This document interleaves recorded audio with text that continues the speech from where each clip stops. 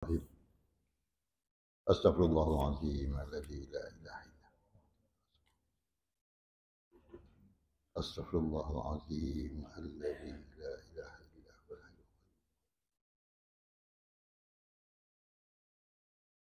ila hadratin Nabi sallallahu alaihi wasallam wa ala alihi wa ashabihi al-kiram sayyidillah lahum al-Fatihah. A'udzu billahi minasyaitonir rajim. Bismillahirrahmanirrahim. Alhamdulillahirabbil alamin arrahmanir rahim maliki yaumiddin.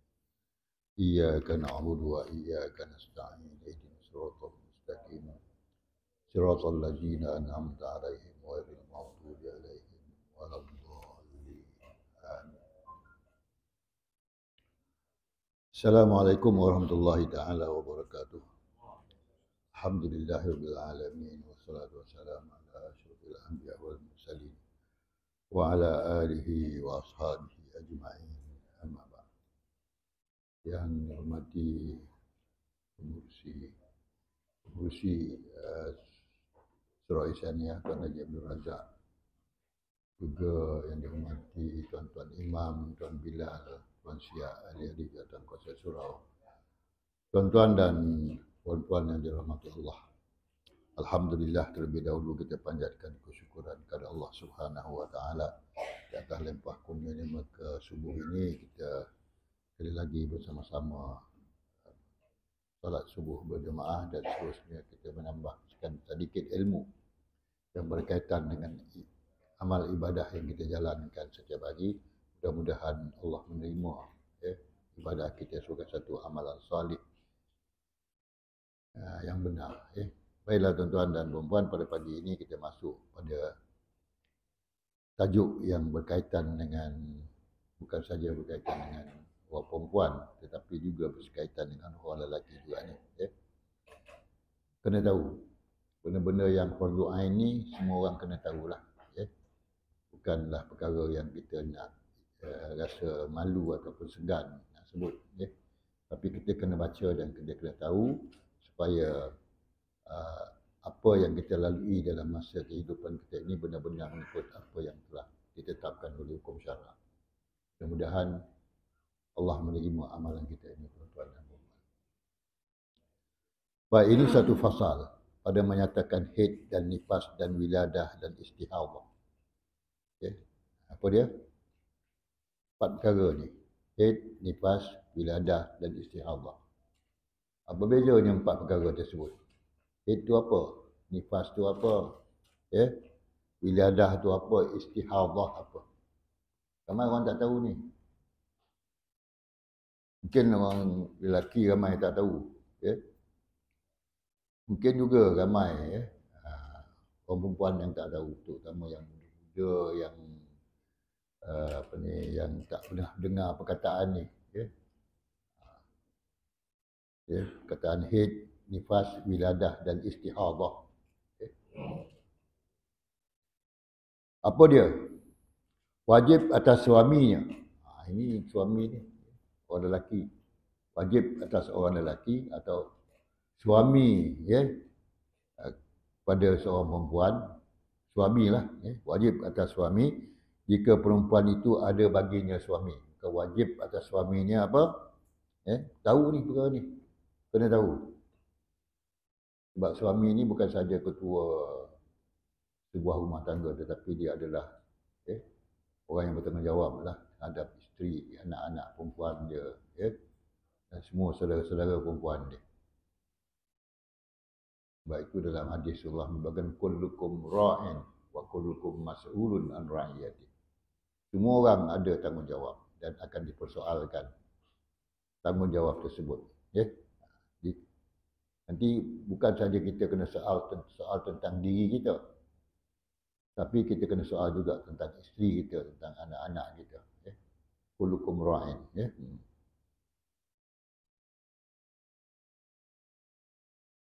Ataupun wajib atas suaminya jika perempuan itu ada baginya suami atau salah satu daripada ibu, daripada ibu perempuan tersebut, kalau dia tak ada suami, ibunya pun wajib tahu ni perkara ni.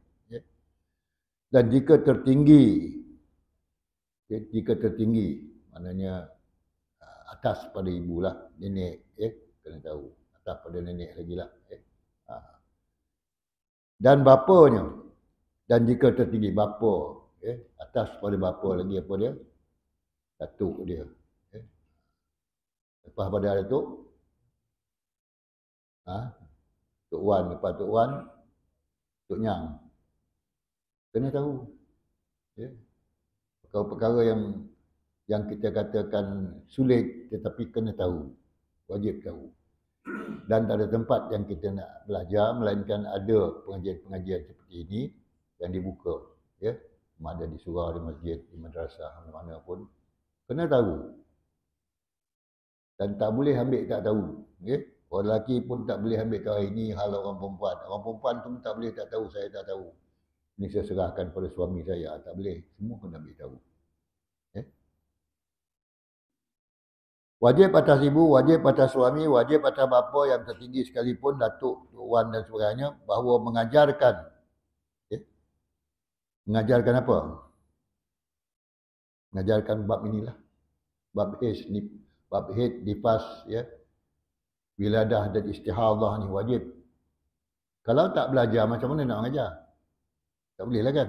Jadi, mengajarkan oleh suami itu akan isterinya, dan mengajarkan dua ibu bapa itu akan anaknya, dan jika terturun sekalipun, ibu bapa itu mengajarkan anaknya, jika terturun sekalipun, sampai kepada cucu, turun ke cucu.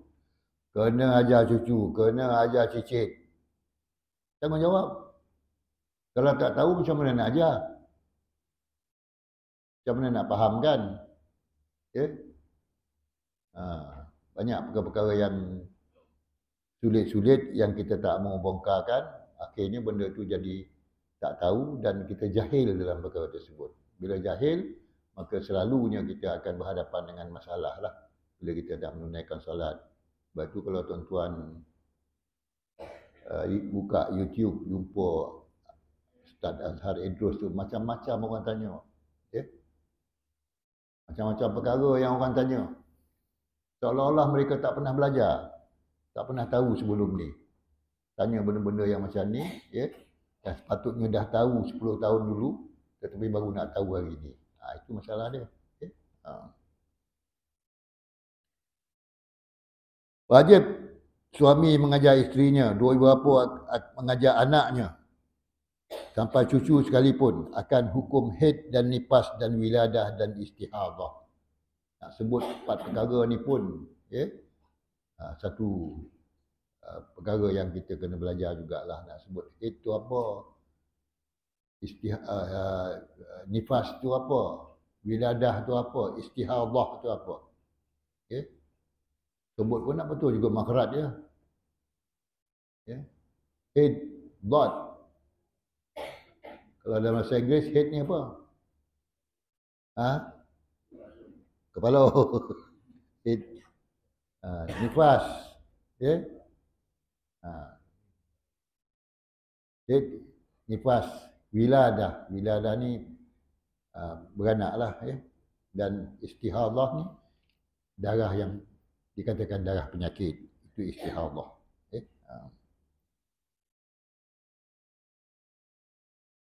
Seperti barang yang akan disebutkan dia oleh musannif. Siapa dia musannif ni? Musannif ni apa? Pengarang lah musannif. Jadi kita ni banyak bila kita banyak membaca, mana banyaklah buku-buku yang dikarang oleh penulis-penulis, dan penulis-penulis ni dalam bahasa Arab dipanggil musannif, pengarang, musannif. Dan wajib pula atas segala yang tersebut itu mengajarkan isterinya dan anak-anaknya. Suami wajib mengajar isteri dan anak-anaknya. Dia berat tak tanggungjawab suami ni? Berat. Saja setakat cari nafkah untuk makan minum anak isteri. Tapi ilmu-ilmu yang macam ni pun kena sampaikan, kena tahu dan kena perbetulkan jika berlaku kesilapan. Kan kena jawab bila ditanya. Bila ditanya tak dapat jawab, maka suami itu nak tanya siapa pula lepas tu. Tanya apa? Tanya atuk je lah. Ada yang atas lagi. Ya? Tapi nasihat baiklah tuan-tuan dan puan rahmati Allah. Dalam kampung-kampung, ada tuan-tuan guru. Ya? Ada guru-guru pondok dan ada guru-guru yang mengajar agama dan sebagainya. Boleh dirujuk. Kalau sekiranya perkara-perkara yang sulit macam ini, tak tahu. Dan tidak semestinya orang perempuan merujuk orang perempuan, orang lelaki. Ya? Boleh juga merujuk orang lelaki ya? yang ya? yang status dia suami dan juga boleh juga merujuk pada guru-guru agama. Ya? Sebab benda ni tak perlu disegan dan tak perlu dimalukan. Sebab perkara yang fardu ain, wajib tahu. Walaupun nanti di dalam kubur tak kena tanya. Dalam kubur berapa perkara yang dia tanya? Dalam kubur ada berapa perkara dia tanya? Tak lancar ni tak payah jawab tu dah. Ma rabbuka? Ma nabiyuka? Ma imamuka? Lagi apa tanya lagi? Ma dinuka? Tanya din tak? Agama kita. Ma rabbuka? Ma imamuka? Ma nabiyuka? Ma kitabuka? Bab-bab yang berkaitan dengan akidah banyak kena tanya lah dalam kubur. Sampai jawab tak agak? Dapat tak jawab agaknya lah? Dapat. Siapa yang jawab? Bukan kita yang jawab. Amalan soleh kita yang jawab. Kalau kita banyak amalan soleh, maka dialah yang akan menjawab semua persoalan tersebut. Kalau semayang pun tak pernah buat, puasa pun tak pernah buat, zakat pun tak pernah keluar, bab-bab menghadiri majlis-majlis agama dan menghadiri majlis-majlis ilmu pun tak pernah buat. Mana amalan soleh sangat kurang, susahlah nak jawab. Walaupun hafaz 5 ni hafaz soalan ni kita tahu, tapi solat tak pernah. Guru saya sebut dulu, solat berbelang-belang dia kata. Apa solat berbelang-belang? Zuhur sembahyang asar tak sembahyang, maghrib sembahyang isyak tak sembahyang, subuh ghaibun mutaghayyibun. Gaib terus. Dia berbelang-belang lah. Satu hari 2 waktu, satu hari 3 waktu, satu hari lagi 4 waktu, 5 waktu tu kadang-kadang. Jadi sembahyang berbelang-belang dia kata. Yang berbelang-belang ni apa?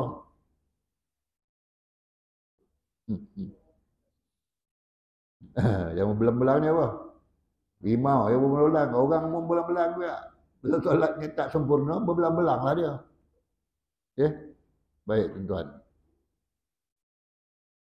Wajib suami mengajarkan isterinya dan anak-anaknya akan makna haid dan makna nifas dan wiladah dan makna istihadah. Wajib kena mengajar. Jadi kalau nak mengajar tu kena tahu. Apa yang nak tahu? Banyak perkara nak tahu. Ya? Supaya dapat ia mengenalkan dia dan melakukan hukum tiap-tiap satu itu atasnya. Jadi kita nak tahu dulu hukum wajib kena mengajar tu satu. Yang kedua barulah kita nak faham apa dia yang dikatakan haid itu. Maka bermula arti haid itu darah yang keluar daripada pihak atas tempat peranakan perempuan yang sampai sekurang-kurangnya umurnya 9 tahun. Itu umur 9 tahun. Anak-anak perempuan yang dah umur 9 tahun, maka keluar darah daripada peratas tempat peranakan dia. Dan umurnya dah 9 tahun. Takriban. Awalnya takriban. Lebih kuranglah 9 tahun. Sama ada 9 tahun setengah ke, ataupun 9 tahun tepat ke, 8 tahun 9 bulan ke. Itu takriban. Lebih kurang. 9 tahun. Ataupun lebih daripada 9 tahun. Yang adalah darah itu bukannya darah penyakit dan bukannya darah wiladah dan bukan darah penyakit dan bukan darah wiladah. Maka darah itu dia panggil darah haid. Anak perempuan yang dah umur 9 tahun atau lebih kurang, keluar darah daripada atas tempat peranakan dia, maka itu dipanggil darah haid. Ya. Dan bukanlah darah penyakit dan darah wiladah, darah peranakan. Ya. Darah di wiladah daripada kesan daripada beranak, ya. Darah wiladah. Dan warnanya, ini nak kena tahu tuan-tuan. Kan tuan-tuan nak jadi doktor ke apa ke, tapi tak tahu juga, kenal. Dan warnanya, darah tersebut, ya, pada ketika kuatnya hitam. Pada ketika kuatnya ketika apa?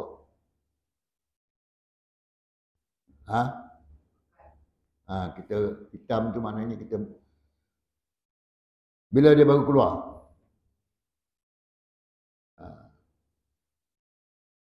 Kalau durian bau gugur kita panggil apa? Ketika apa?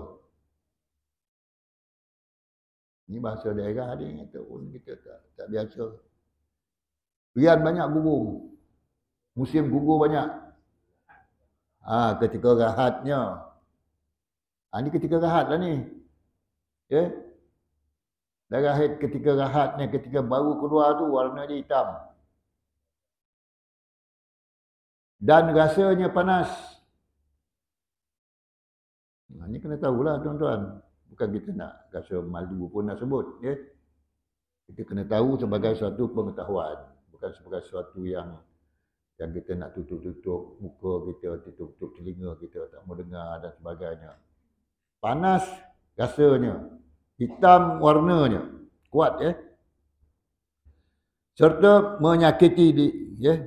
Serta menyakiti dan sakit pula. Apa sakit dia?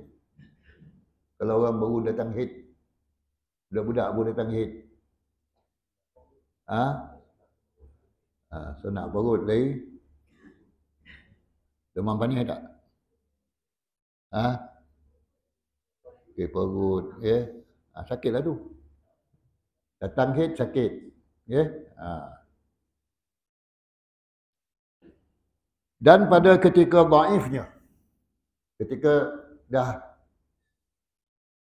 sampai ke ujung, ya, masa dia rahat tu, sedang mula-mula dia keluar tu panas, ya, sakit.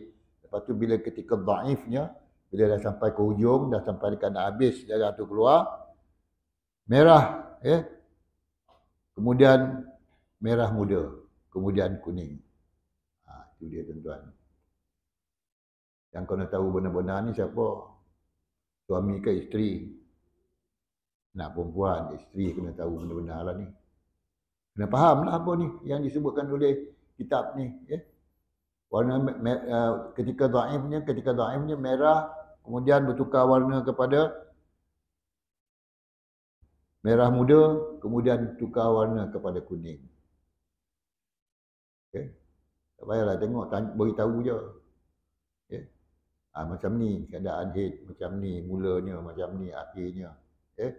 Dan apa itu haid, di mana tempat keluarnya. Itu kena tahu, tuan. Fardu ain, wajib. Orang lelaki tahu. Okay? Sekurang-kurangnya, masa keluarnya sehari semalam. Itu paling kurang, sehari semalam. Itu 24 jam.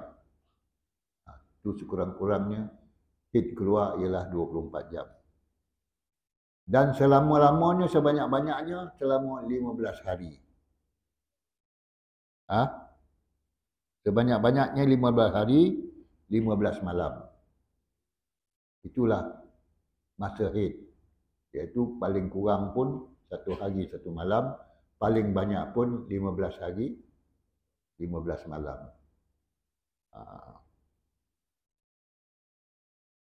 Dan jikalau tiada berturut-turut keluarnya sekalipun tak betul, ada satu hari pertama, hari kedua ada, hari ketiga berhenti dia kejap. Hari keempat berhenti, hari kelima keluar balik, hari keenam keluar balik, ya.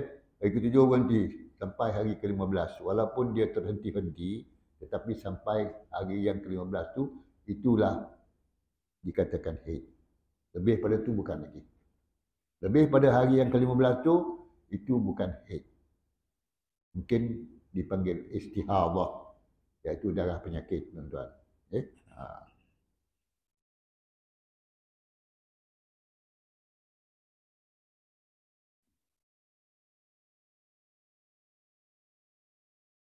Dan ghalibnya, apa makna ghalib? Biasa. Dan ghalibnya masa keluarnya 5 atau 6 atau 7 hari. Itu ghalibnya. Biasanya 5, 6 atau 7 hari. Jadi kita tahu jangka masa dia. Paling pendek 1 hari semalam, paling panjang 15 hari 15 malam. Tetapi ghalibnya biasanya 5 hari, 6 hari ataupun 7 hari. 5, 6 atau 7 hari. Dan yang meninggal lagi daripada bulan itu gaib. Ghalib sucinya. Dan yang meninggal lagi, siapa yang meninggal? Lebih pada tu, maknanya lebih pada tu, maka darah itu dipanggil darah apa? Darah. Yang lebih pada itu, lebih pada 15 hari itu, maka itu dipanggil suci lah. Waktu yang suci.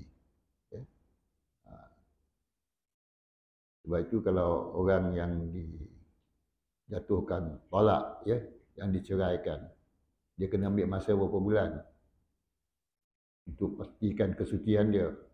3 bulan, datang haid 3 bulan, kemudian selepas 3 bulan tu tak ada lagi tanda-tanda dia mengandung, maka dia adalah suci lah. Itu iddah namanya, iddah.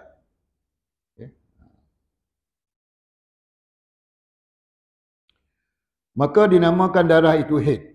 Itu dia katakan haid. Dan jika ia daripada yang bunting sekalipun, kalau dia sedang mengandung pun, turun darah tu dalam waktu yang macam itu, maka itu juga dikatakan darah haid. Dan jika ia daripada bunting sekalipun.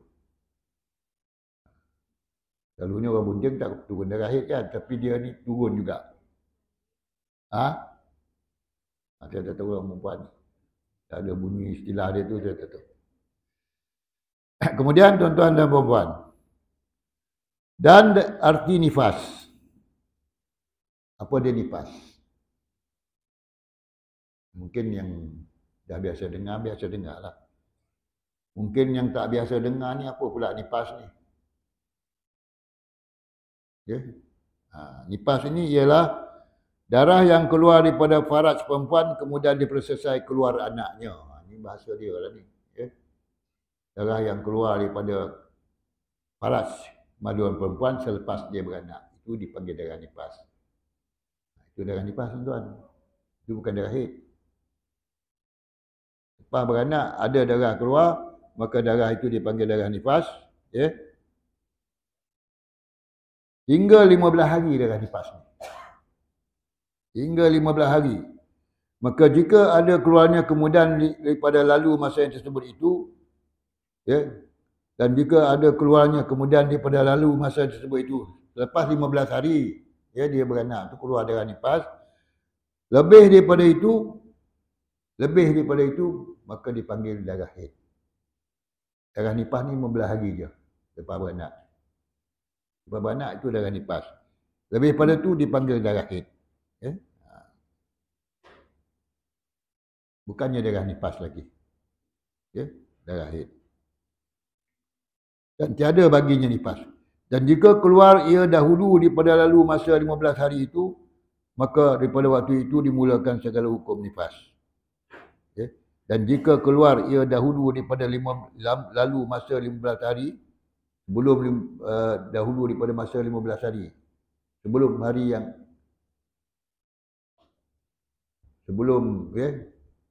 dia 15 hari, dahulu daripada 15 hari. Apa makna dahulu daripada 15 hari?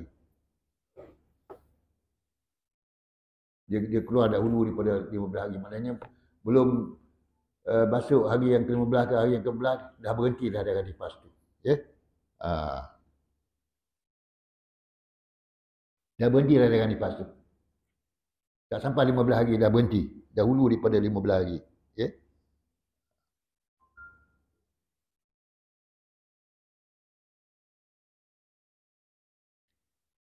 dahulu daripada lalu 15 hari, maka daripada waktu itu dimulakan segala hukum nifas. Dan jika ia keluar dahulu daripada 15 hari, lebih daripada 15 hari ke ataupun sebelum 15 hari? Lebih daripada 15 hari. Maka pada waktu itu dimulakan segala hukum nifas yang lagi akan datang. Dan masa suci yang dahulu daripada keluarnya itu tiada nifas padanya. Ya? Dan masa suci yang dahulu daripada keluarnya itu tiada nifas padanya. Dan selepas 15 hari itu maka tidak ada nifas lagi lah. Dah bersih lah dah.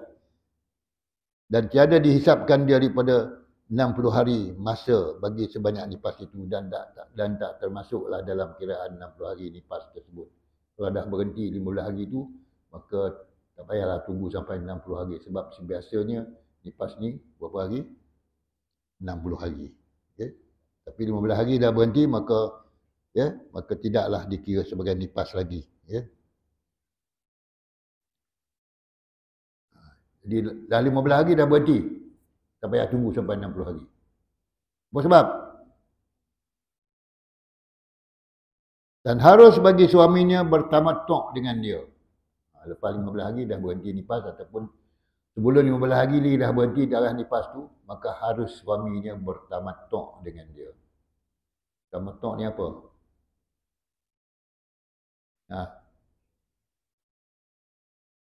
Haji tamattu'. Tapi yang ni pun ada tamattu' juga. Yang ada haji tamattu' ni pun tuan juga. Haji tamattu' ni haji apa? Dia tak termasuk. Haji tamattu' ni dia dah sampai, dah masuk menunaikan buat umrah. Dia dah haji kudum apa ni? Dah masuk, dah selesai kita tawaf apa semua sa'i, kemudian kita dah tahallul, bolehlah buka kita punya ihram sehinggalah sampai masuk waktu nak pergi ke Padang Arafah, ke Arafah nanti. Maka antara tu dengan nak masuk pergi Padang Arafah tu dia panggil tamattu'. Itulah waktu kita seronok sikit sebab apa? Tak pakai ihram. Kecuali bila kita nak buat umrah, kita pergi Tan'im ataupun kita pergi Ja'ranah ataupun kita pergi Hudaibiyah, pakai baju ihram, kita buat umrah sekali, buat umrah balik. Hari ni buat umrah senang tuan. Umur 80 tahun pun boleh tawaf dan boleh sa'i. Naik apa? Naik skuter. Tak apalah naik skuter sekarang ni. Akan datang ni naik drone.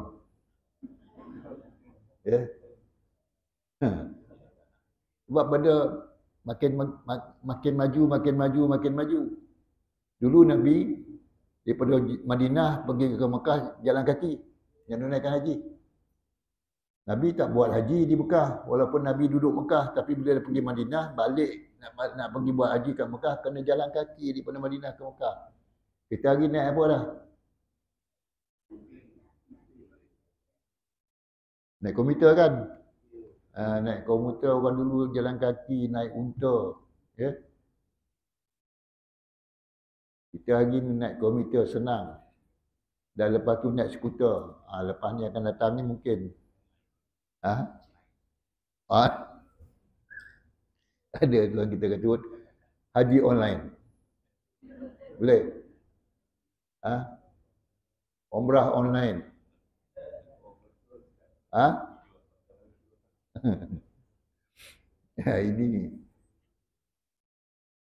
Ini bid'ah ke tak bid'ah ni?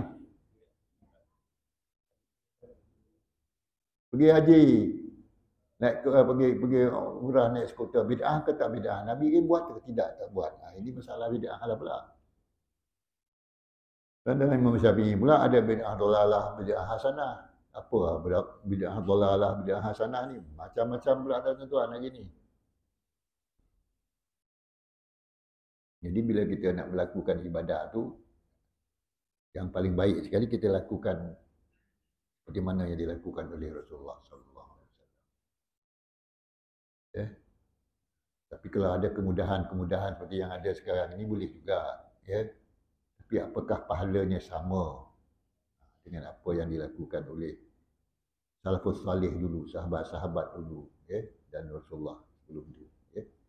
Ini kita kena uh, cari jalanlah untuk mendapatkan sesuatu itu yang lebih tepat dengan apa yang telah dilakukan oleh Rasulullah sallallahu alaihi wasallam. Boleh juga kita naik skuter, boleh juga kita tambah lagi yang lain-lain lah. Ya.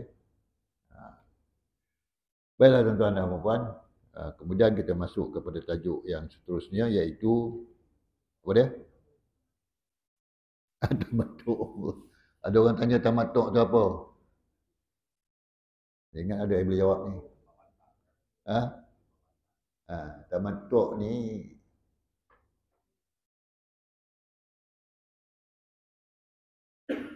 tamatuk ni bersedap-sedap. Bukan sedap makan. Sedap-sedap. Tamatuk. Ya. Ada tak Tuan Haji di Mekah dulu? Bila dah habis selesai haji tu ada dipanggil satu bilik, dipanggil bilik rahmah. Ada kan? Tu bilik tamatuk lah tu.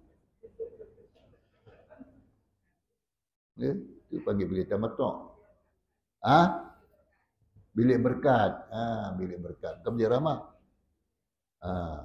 Ya. Pasar rahmah lain kan? Ni bilik berkat. Ya, betul. Ya.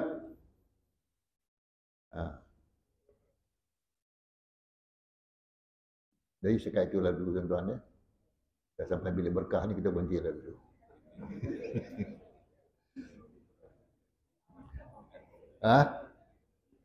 Boleh tukar. Bilik tamatuk. Itulah dulu, mudah-mudahan Allah SWT memberkati kehidupan kita, mendekat taufik dan hidayah bagi kita semua insya-Allah. Bismillahirrahmanirrahim. Alhamdulillahirabbil wassalatu wassalamu ala asyrafil anbiya wal mursalin wa ala alihi wa ashabihi ajma'in. Allahumma rzuqna ya rabbi fahman nabiyyin hifdzal mursalin wa ilham malaikatil muqarrabin. Ya arhamar rahimin. Rabbana atina min ladunka rahmah wa hayyi lana min amrina rasyada. Rabbana atina fid dunya hasanah wa fil akhirati hasanah wa qina adzabannar. Wa sallallahu ala sayidina Muhammadin wa ala alihi washabihi ajma'in. Subhana rabbika rabbil izzati amma yasifun wa salamun ala mursalin. Alhamdulillah. Taqabbalallahu minkum. Assalamualaikum warahmatullahi taala wabarakatuh.